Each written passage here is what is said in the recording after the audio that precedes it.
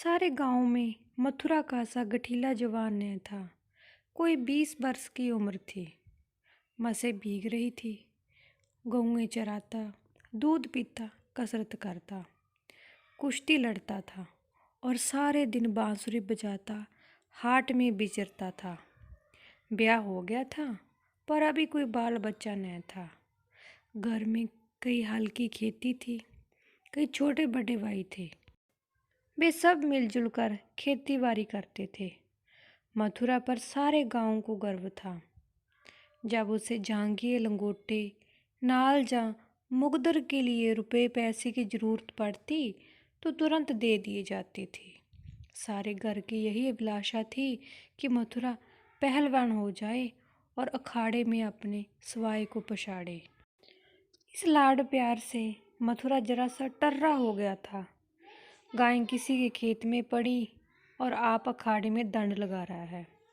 कोई उलाह ना देता तो उसकी त्योरियां बदल जाती। गर्ज कर कहता, जो मन में आए कर लो। मथुरा तो अखाड़ा छोड़कर हाँकने न जाएंगे। पर उसका ढीठ डोल देखकर किसी को उसे उलझने की हिम्मत न बढ़ती। लोग गम खा जाते थे। गर्मियों के दिन थे। ताल तलैया सूखी पड़ी थी। जोरों की लू चलने लगी थी। गांव में कहीं से एक सांड आ निकला और गंगों के साथ हो लिया।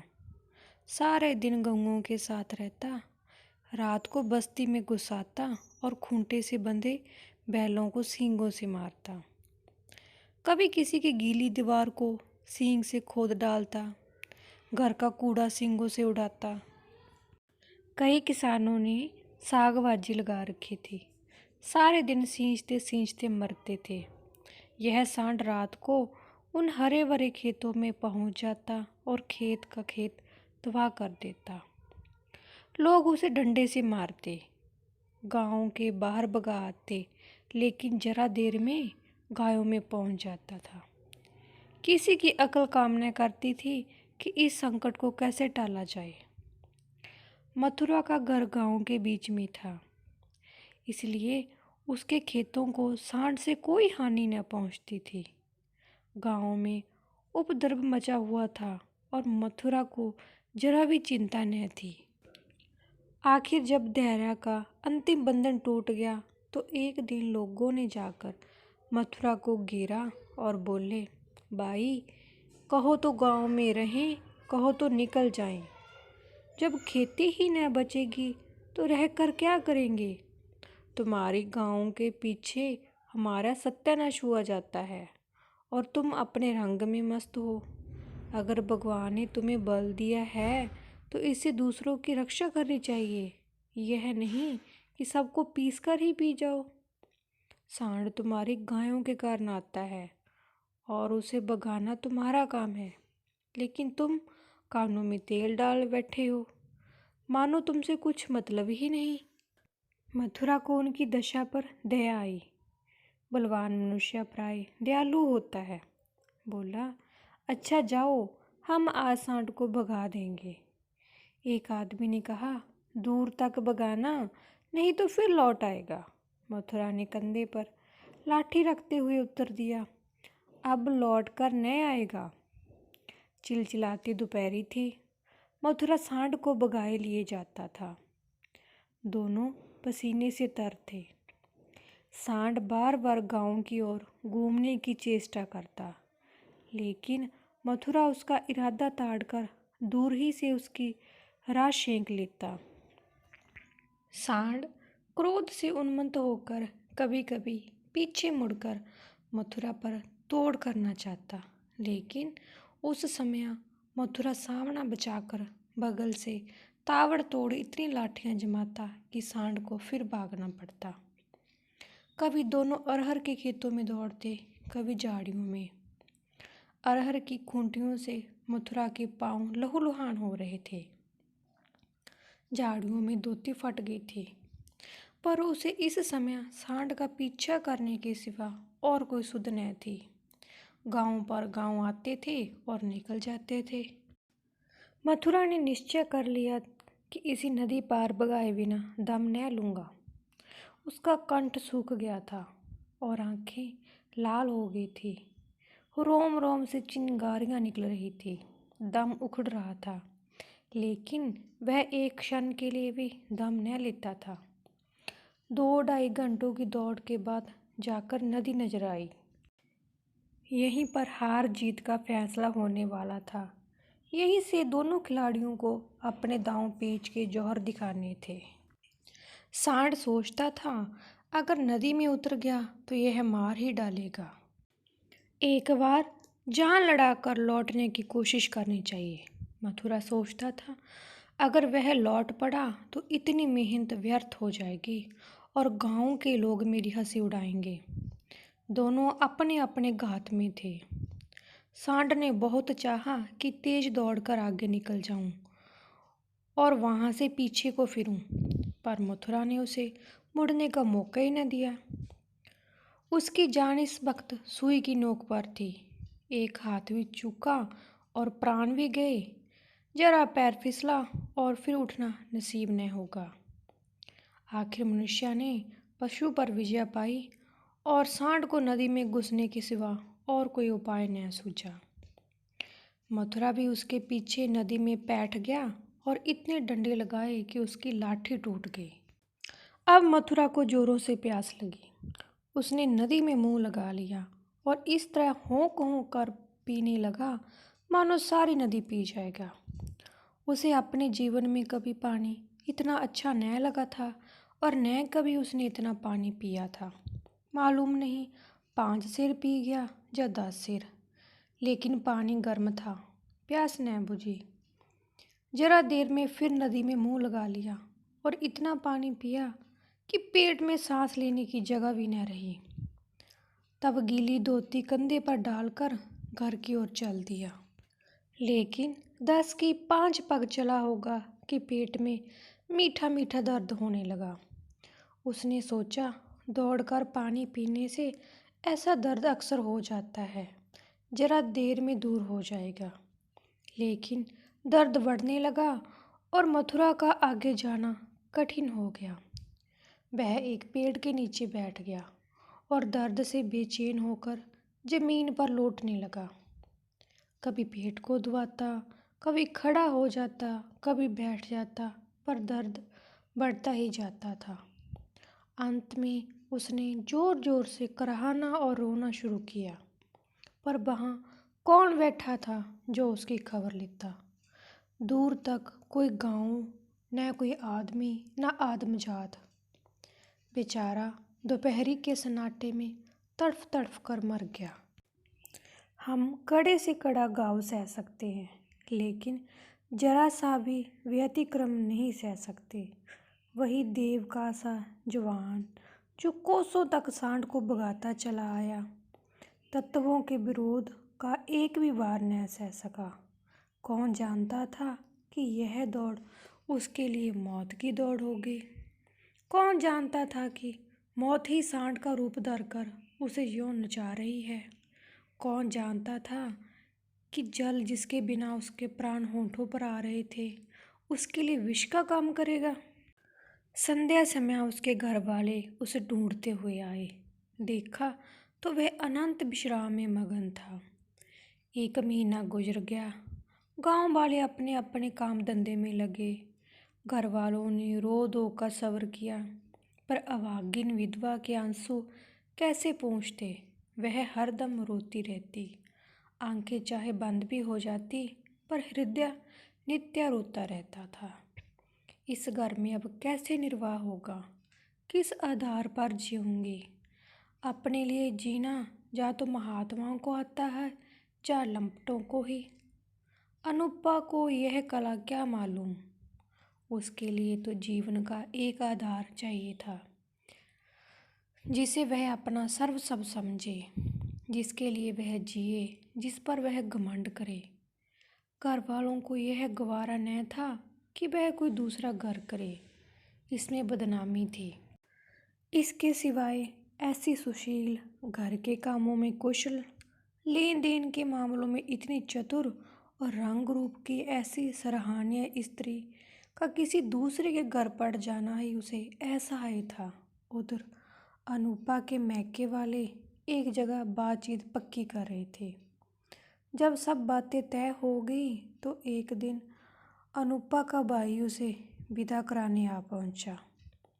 अब तो घर में खलबली मची। इधर कहा गया हम विदा न करेंगे। भाई ने कहा हम बिना विदा कराए मानेंगे नहीं। गांव के आदमी जमा हो गए। पंचायत होने लगी। यह निश्चय हुआ कि अनूपा पर छोड़ दिया जाए। उसका जी चाहे चली जाए, जी चाहे रहे।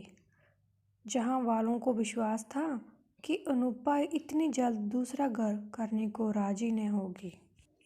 2-4 बार ऐसा कह भी चुकी थी। लेकिन उस वक्त जो पूछा गया तो वह जाने को तैयार थी। आखिर उसकी विदाई का सामान होने लगा।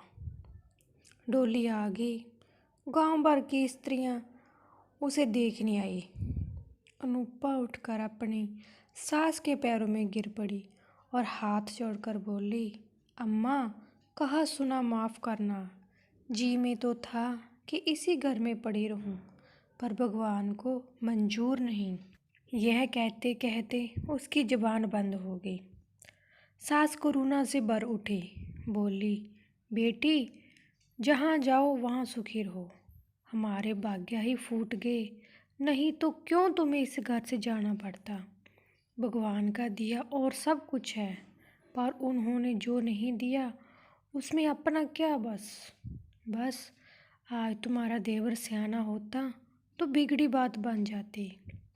तुम्हारे मन में बैठे तो इसी को अपना समझो। पालो पोसो, बड़ा हो जाएगा तो सगाई कर दूंगी। यह कहकर उसने अपने सबसे छोटे लड़के वासुदेव से पूछा, क्यों रे, भौजाई से शादी करेगा। वासुदेव की उम्र 5 साल से दिक्कत थी। अब कि उसका ब्याह होने वाला था। बातचीत हो चुकी थी।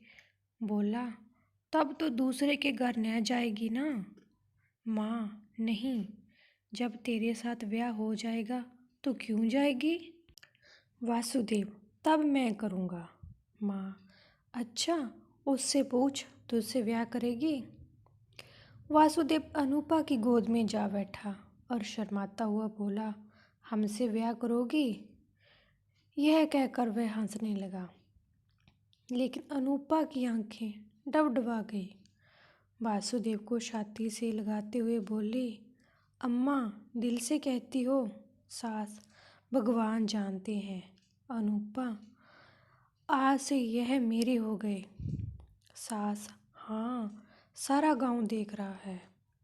अनूपा, तो भैया से कहला भेजो, घर जाए, मैं उनके साथ न जाऊंगी। अनूपा को जीवन के लिए आधार की जरूरत थी। वह आधार मिल गया। सेवा मनुष्य की स्वाभाविक वृत्ति है। सेवा ही उसके जीवन का आधार है। अनूपा ने वासुदेव को पालना पोसना शुरू किया।